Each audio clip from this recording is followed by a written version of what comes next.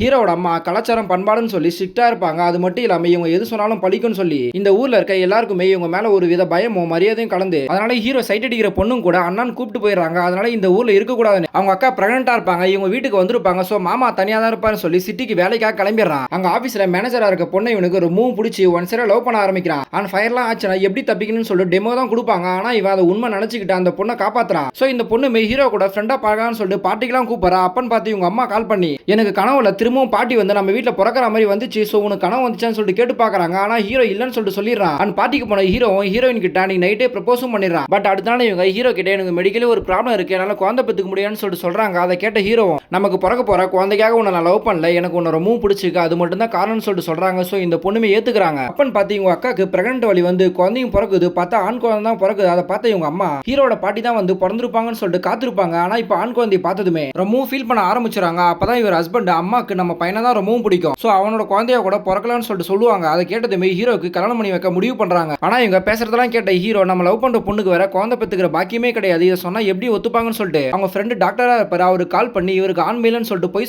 சொல்றாங்க. அவரும் கிரிக்கெட் விளையாடும் போது ஹீரோக்கு அந்த இடத்துல பால் பட்டு இனிமேல் குழந்தைய பிறக்காதுன்னு சொல்லிட்டு சொல்லிடுறாரு. சோ இவங்க உண்மையை சொல்லி பொண்ணு தேட ஆரம்பிக்கிறாங்க. பட் ஒரு பொண்ணு கூட ஒத்துக்காம அப்பதான் ஹீரோ நான் வேலை செய்யற கம்பெனியே எனக்கு இருக்க எல்லா பிரச்சனையும் தெரிஞ்சு ஒரு பொண்ணு என்ன கல்யாணம் பண்ணிக்க ரெடியா இருக்கா, பட் அவன் நார்த் இந்தியா பொண்ணு உங்களுக்கு ஓகேவான்னு சொல்லிட்டு கேட்கும்போது ஹீரோட அம்மா உனக்கு எல்லாமே தெரிஞ்சு பொண்ணு கிடைக்கிறதே பெரிய விஷயம், சோ அந்த பொண்ணையை நம்ம ஓகே பண்ணிடலாம்னு சொல்லிட்டு ரெண்டு குடும்பமும் பேசி கல்யாணமும் பண்ணிடுறாங்க.